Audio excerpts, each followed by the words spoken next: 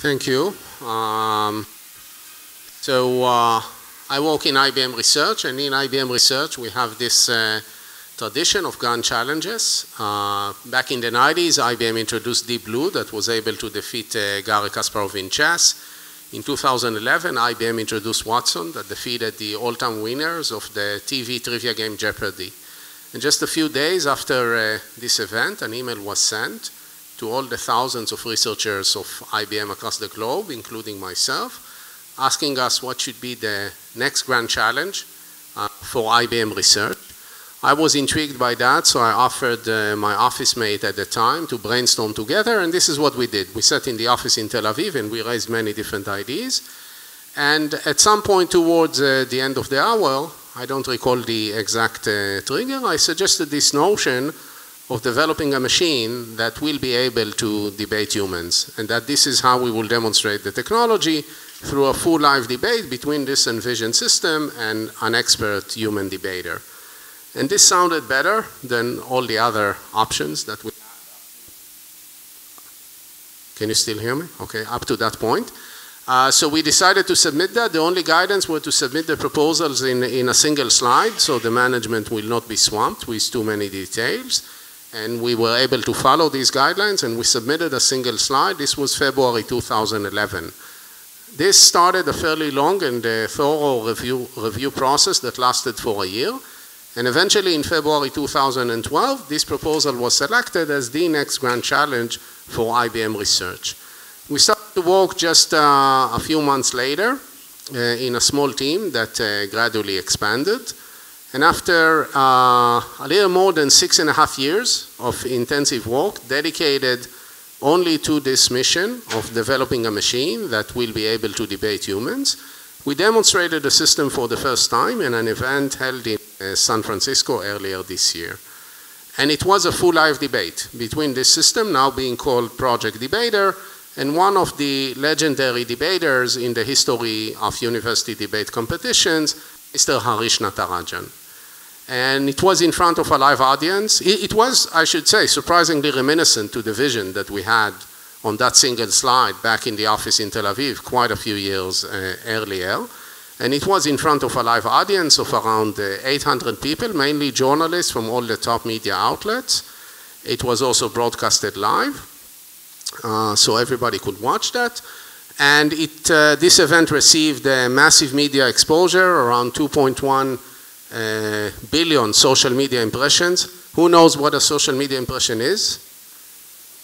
Oh, okay. I don't know what it is, but it's good to have many, so this was a good recognition. A lot of video views and coverage in the press and so on. So what we are going to do next is really to see just a few minutes out of this debate and then discuss the underlying technology. The full live debate is available on YouTube. I strongly encourage you to take a look. First of all, here is the premise. So the debate starts with a motion that defines what we are debating. In this case, it was whether or not the government should subsidize preschools. There are many considerations around how this topic is selected, which I'm skipping now for the sake of time. I will just emphasize that obviously this topic is selected from a list that was never included in the training data of the system. We are on government side, so Project Debater supports the motion. Harish is on the opposition. We have 4 minutes opening speeches, 4 minutes rebuttal speeches, and 2 minutes closing statements. So all in all, we are talking about, with poses around 25 minutes of a discussion between man and machine. We will see 3 minutes out of that and then continue.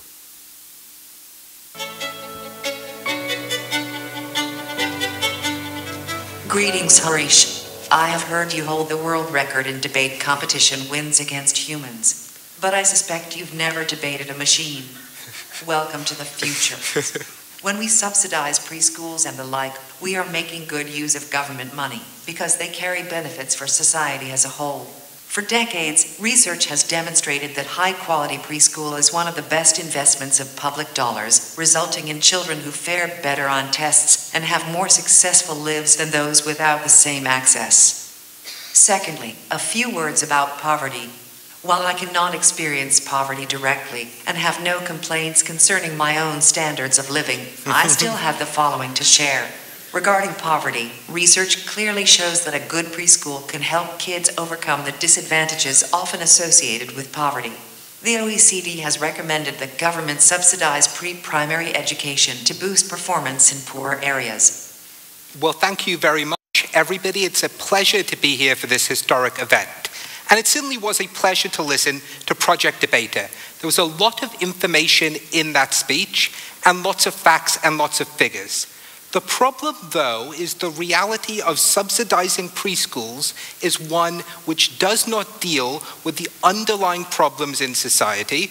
If you massively increase the number of people going to preschool, they are all going to be the ones going to the high-quality preschools. In a competitive environment at the age of 3 or 4, when you're learning that that other child is potentially better than you, when you realize you aren't necessarily as talented as someone else, that huge psychological damage for many children may mean that preschool is actively harmful.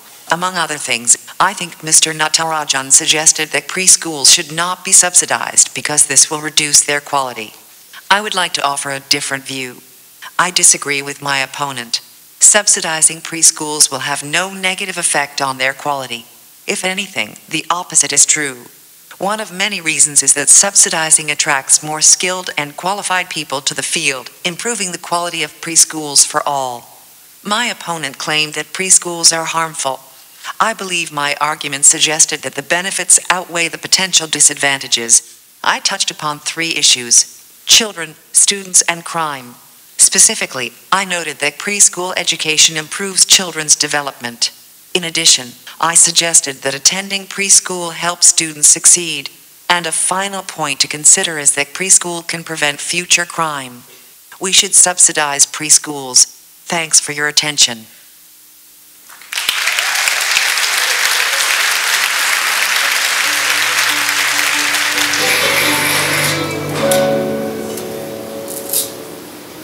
Okay, so our third question at this stage is how this system works. Here is the short answer, and I will take you through that in just a few minutes. Over the years, we were quite transparent about our work. We actually published nearly 40 papers, but usually each paper highlights a particular aspect of the system. I will try to mention some of these papers and connect the dots, at least to some extent. So the system has 2 major sources of information. One of them is a massive corpus of around 400 million newspaper articles or 10 billion sentences. We index this corpus at the sentence level, and we do some cleansing and add some annotations. Importantly, we wikify the entire corpus. So in each and every sentence, we try to identify the Wikipedia concepts that are mentioned in the sentence. So if you think about debating preschools, obviously it is quite valuable if we can identify sentences that mention this concept, even using different surface forms like children's nursery or pre-primary education. In order to do that, we needed to develop our wikification algorithm, which is first of all highly efficient, so we can wikify billions of sentences, relatively accurate, and also covering concepts that often are kind of ignored by standard wikifcation algorithms, concepts that are not necessarily named entities, okay, like preschools, autonomous cars, affirmative action, all are classical debate topics. We started by developing label data for this task. So this is the first paper published in the archive led by Yossi Mas. And if you walk in this field, I encourage you to take a look. This is very high quality label data of thousands of sentences that allowed us to evaluate our performance. And then there is another paper led by Ilya Schneiderman describing the algorithm. As you can imagine, eventually we converged to a very simple approach, basically harnessing the redirects in Wikipedia. What was surprising to see was that this very simple and efficient approach is actually better than many algorithms that are out there. This argument was not convincing enough for the long list of reviewers that got the chance to review this paper, sometimes again and again. So eventually we gave up and just placed it in the archive, but still I think it's a useful paper to take a look. Then, when the debate actually starts, various components come into action, and they seek for the paradigm that we defined at the beginning and that we followed over the years was that we are going to find short pieces of text that satisfy three criteria. They should be relevant to the topic, they should be argumentative in nature, they should argue something about the topic, not just relevant, and they should support our side of the debate. And we spent a lot of effort on that and published quite a few papers. I mentioned the first two are quite important because the first one, a paper led by Levy, was really the first to define this problem that we call context-dependent claim detection.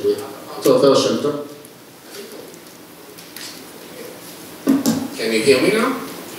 Because the mic there is kind of, I don't know. So this was context-dependent claim detection, a paper led by Levy, published in Calling 2014. And this was really the first work that was able to define this problem of given a controversial topic, find relevant claims in a collection of documents and later on in a corpus. And a following paper led by Ruti Rinot in NLP 2015 doing a similar thing for evidence. Recently, we have a paper led by Liat and Dor where we try to approach this problem using more modern techniques like BERT, and we got very interesting results that I will share later on. Then there is the issue of identifying whether an argument that we find is supporting or contesting the topic, whether this is pro or con. The development of this part of the system was led by Roy Bar-Chaim from our team. There are several publications from this part of the system. I mentioned two key references here. One of them is really about stance classification. The other one was led by Orit Toledo. Is a cool work where basically we automatically extract sentiment lexicons out of a massive corpus, but not just for unigrams, also for bigrams. So again, if you have interest in sentiment analysis, I think this paper in Calling 2018 is worth looking at. Then the second major source of information for the system can be thought of as a knowledge graph that tries to capture the commonalities between the many different debates that humans are having. So in this knowledge graph, we have thousands of more principled argumentative elements, and when the debate starts, the system is trying to navigate, so to speak, and to find the most relevant principled arguments and use them in the right timing. The development of this part of the system was led by Jonathan Bilu, and there is a paper in ACL earlier this year describing that. If you think about it for a minute, I think many of us share the intuition that when we argue, sometimes we use the same argument but with some variation in many different contexts. Certainly, professional debaters do that, we observe that, but really to capture that in a formal manner is quite ambitious and quite challenging. This is what we try to do in this work. Let me give you an example. Let's say that we debate whether or not to ban the sale of alcohol or whether or not to ban organ trade. In both cases, the opposition may say that if you ban that, you are at the risk of the emergence of a black market.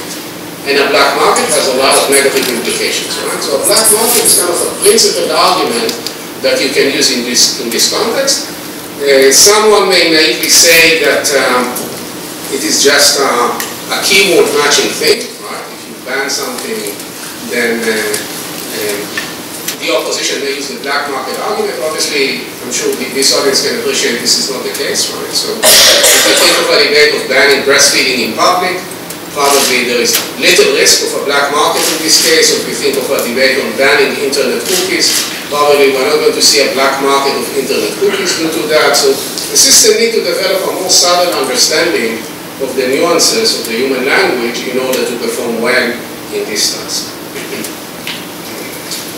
Then, of course, there is a rebuttal, right? We need somehow to answer the opponent. This starts by identifying the words articulated by the opponent. For that, we use Watson's speech recognition capabilities out of the box. But, of course, we need to go beyond the words and identify the essence of the speech. We developed several techniques along these lines. Most of them rely on the same principle, trying to anticipate in advance what kind of claims the opposition might use, then listen to determine whether indeed the opposition was making this claim, and then respond accordingly. So I will mention 3 papers here. One led by Matan Orbach, just presented at TMNLP 2 weeks ago. And this is for the principal arguments, right? So you can imagine if I can find principal arguments supporting my side, I can presumably find principal arguments supporting the other side, and then listen and see whether the opposition was using these principal arguments, and then I can prepare a response for that. Okay. A different paper led by Shachar Mirkin was published in NLP last year. This was about finding potential opposition claims in debate portals that presumably cover the same topic, but of course the problem is that many of the debate topics we may encounter are not present in the debate portal. So this component was, statistically, it was using only 10% of the debates that we conducted, and it was not used in a debate with Arish. And finally, if I can find claims that support my side in the corpus, presumably I can find claims that support the opposition in the corpus, then I need to listen, decide whether the opposition indeed stated this claim, and if so, search for some kind of evidence that will rebut this claim. This is very, very difficult. Okay? If you count the number of things that need to succeed in order to generate an effective response in this particular component, it's a long list of things, right? And we have a paper on that led by Tamar Lavi from our team describing this part of the system. Then there is the issue, sometimes you want to go beyond this concept that is explicitly mentioned in the motion, right? So, for example, if we debate whether or not I don't know, Bitcoin is a good thing, that we need somehow to automatically understand that cryptocurrency is a relevant concept and we need to find argumentative content for that. Or sometimes we put the alternative. Let's say the debate is about the two-party system in the United States. The system needs to automatically understand what is the alternative to the two-party system, which is the multi-party system, and then search for argumentative content for the multi-party system. This is very tricky, and a paper describing that, led by Roy Bar-Chaim, was published earlier in ACL.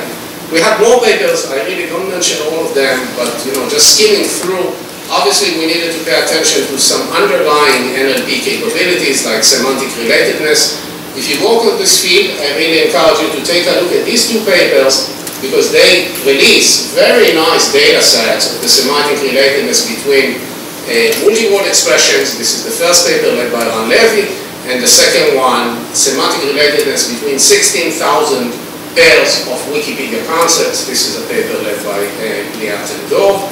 We needed to work on cluster analysis. After you find all the arguments, how do you somehow arrange them in a meaningful manner to generate a narrative? So Liat and Dov, again, with Yossi Mas, they led a paper last year in ACL, and there is another paper led by Asaf Toledo from our team, doing this thematic clustering of very short pieces of text, which is an interesting task.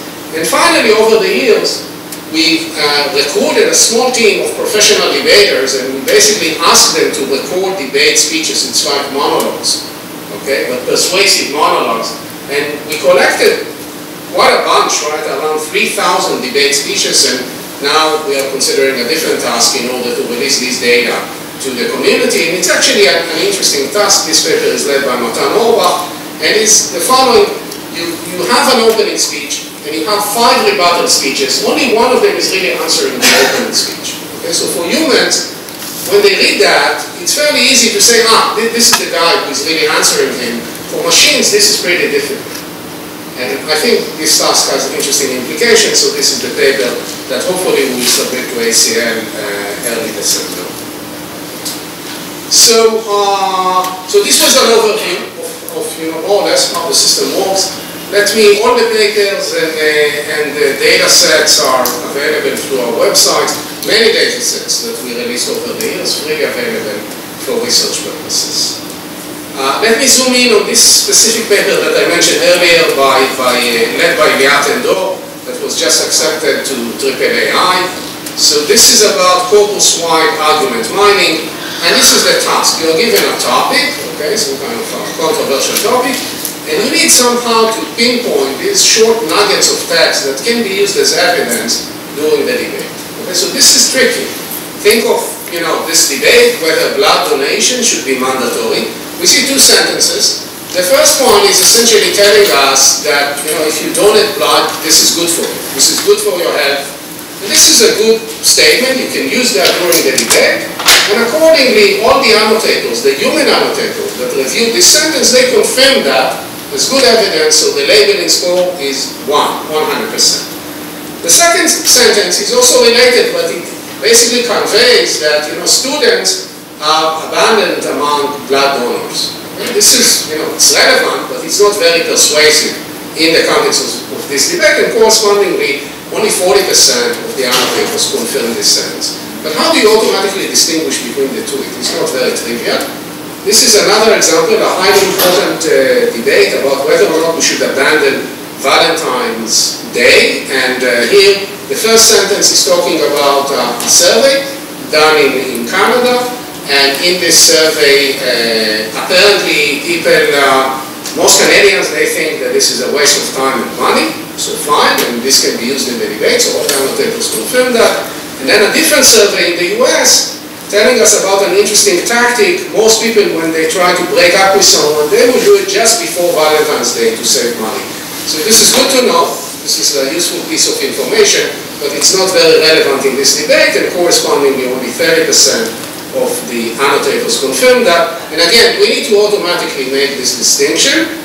And many related work, argument mining is kind of a rapidly expanding field. There are several survey reviews mentioned here.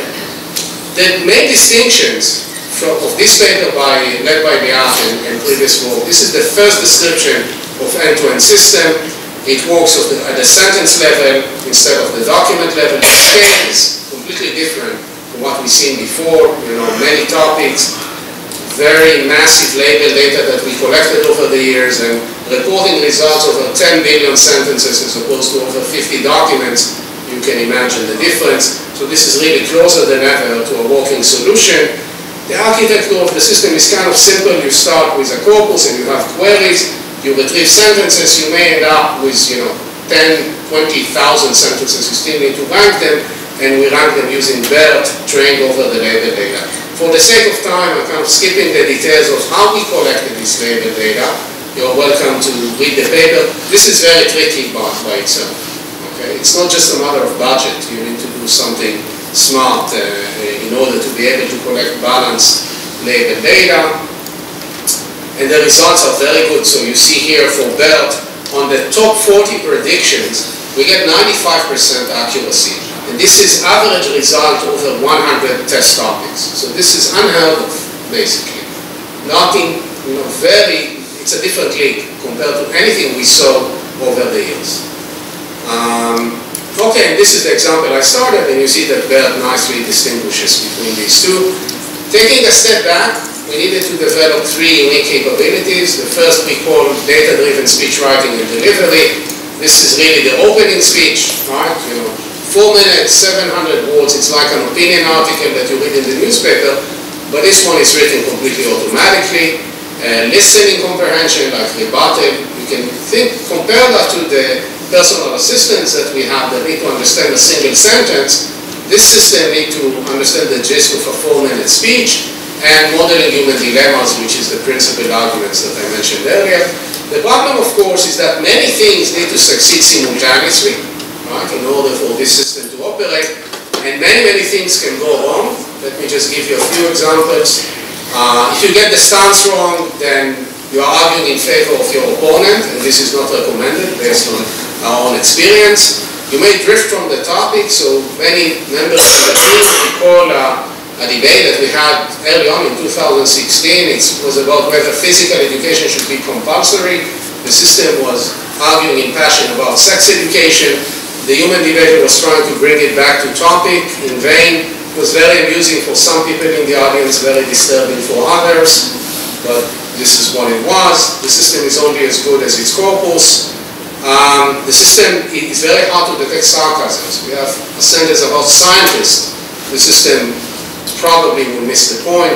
Topic tags are interesting. Sometimes we take the principal argument, we do little rephrasing to make it sound even more relevant. So say we debate about whether or not we should ban gambling, so you can say, people enjoy gambling, therefore we should attempt to fix it rather than eliminate it. Instead of saying people enjoy that, we say people enjoy gambling. So this is fine, but then in theory you may say, well, people enjoy assisted suicide, therefore we should attempt to fix it rather than eliminate it, which, it's less, it works less well, I think. Or finding the alternative, right? This is also difficult. So sometimes it works well. Let me discuss a welcome alternative to surrogacy, pundakaut. This is adoption, so this is fine. But then you say, let me discuss a welcome alternative to global warming. This is global cooling, which is kind of less effective. Or let me discuss an alternative to suicide, which has some advantages. This is homicide. And not recommended if you're going to demonstrate the system in front of many journalists. In spite of that, we made progress. In 2016, it was like at a toddler level. In 2019, it was a university level. It was interesting to see this progress. I'm skipping the details. There are more, statistical analysis. We move forward by basically, I don't have to yeah, so sorry guys. We move forward and do many interesting things since this debate in February. We'll just mention speech by crowd. If you see this link, we're going to have a very cool debate on Thursday in Cambridge, UK. And basically you can contribute your own arguments to this debate, and the system will try to generate opening speeches for the topic of whether AI will bring more harm than good. And then the debate will proceed with humans, 2 top AI experts and 2 top debaters, Harish included. So this is in Cambridge, and I will skip all that. And why pursue a grand challenge? Well, it's too late to answer that. We already did that, so I'm skipping that as well.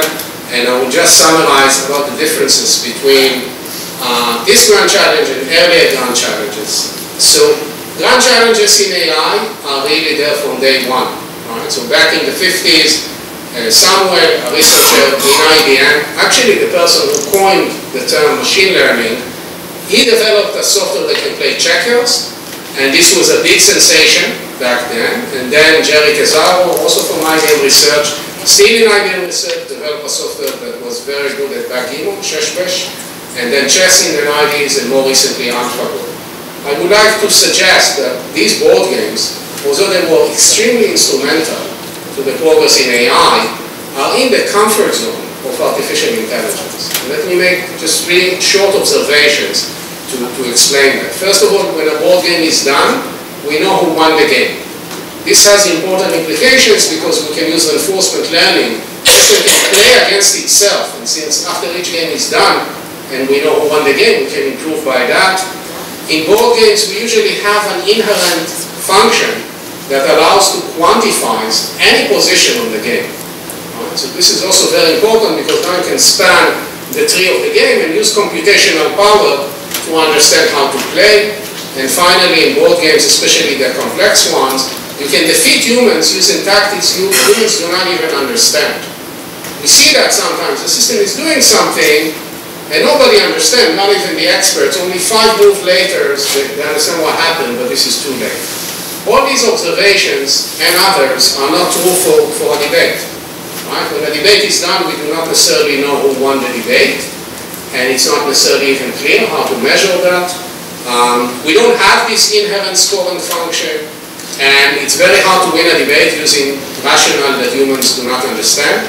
Rather, the system needs to adapt to human rationale, even just to participate in a meaningful manner. Therefore, debater is certainly not in the comfort zone of AI. It is in a different territory, where humans are still better. And this is why it is so interesting and exciting, because we have many open questions to explore. And I will finish just by thanking the remarkable team of Project Debater in IBM Research, and thank you for your attention.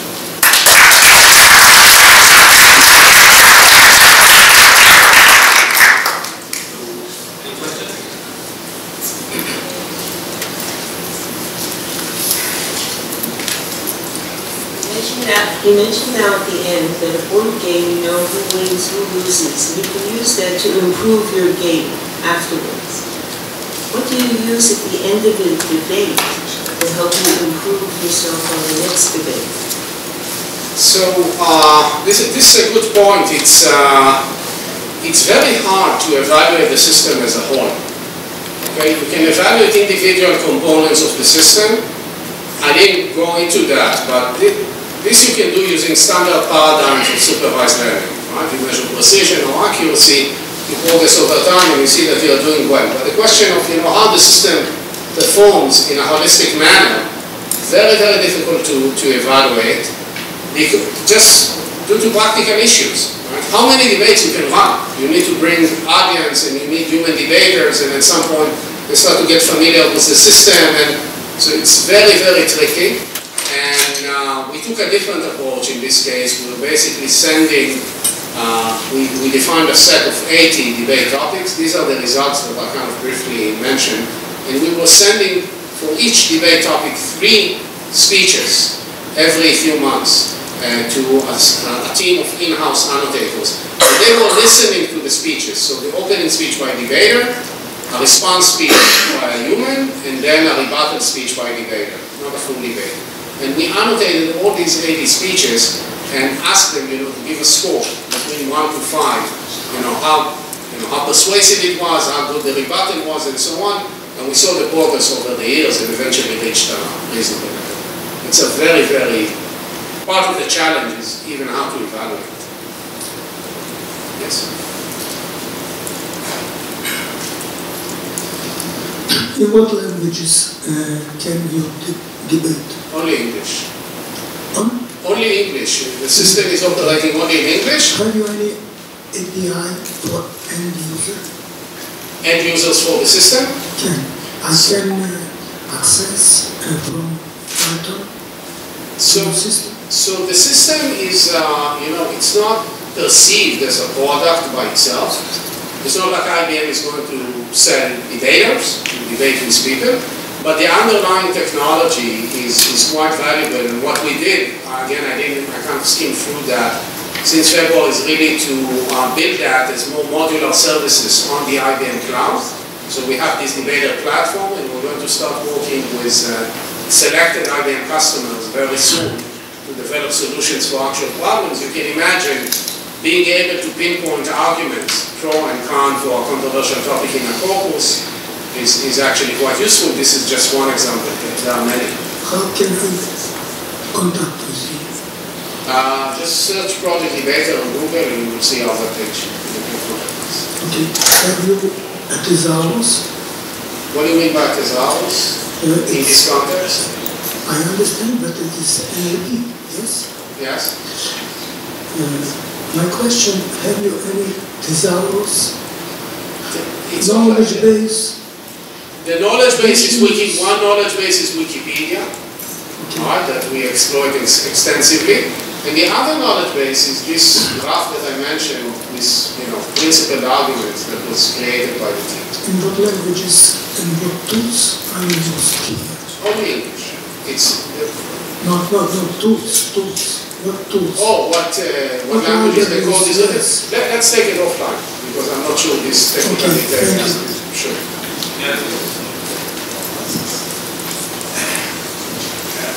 I have a question about transparency, and since there are so many very advanced models using this, how can you prove to the end user that this is not a pre-written set of sentences that you give to the debater? This is a very good question. So I have a few comments on that. First of all, we are in the process of writing a paper that describing the system as a whole, and this paper will also release the full transcript of the live debate, and will indicate for each phrase in the debate from which component it came. Okay? So this is, it will be as transparent as you can imagine. Sorry? You will see that if you will just see, right, for example, this claim came from this particular component, which is associated with this particular paper. Right? Now, for the individual components, it is kind of easy, right? This is all the papers that I mentioned. It's not easy, but it is more straightforward, right? Because, fine, you follow the same path that all scientists follow, right? And you say, this is my training data, This is my test data. Sometimes you compete on other benchmark data, so this is standard. For the system as a whole, indeed, it's very tricky, and the solution that we found eventually was really simply to publish the complete transcript of the debate and indicate for each one where did it came from. In addition, you need to take into account this event was hosted by Intelligence Squared. Okay, Intelligence Squared is kind of the leading platform for public debates in the US. It's also in other countries, but also in the US. And the host that you saw in the debate is John Donovan. He's an Emmy winner, journalist, highly, prestige in the US. And he was very pedantic about all the details, How do you select the topic, how the system actually operates, exactly to ensure that nothing is prescripted. By the way, there was one sentence that we declared. You will see that, if you will see the live debate, there is an introduction and so on. And we came to the level of transparency and say there is one sentence which is scripted, which is the opening sentence. The opening sentence saying, welcome to the future, and so on. This is not invented by the system. And this was in all the debates that we had. We were very explicit saying, nothing is scripted except for the single opening sentence where we greet the UN. So it was a strategic thing of saying, never argue that the system can do something it is not capable of doing, and share exactly what you do, which I think is a good strategy to answer these kind of questions. Then you can have a good answer. Last question.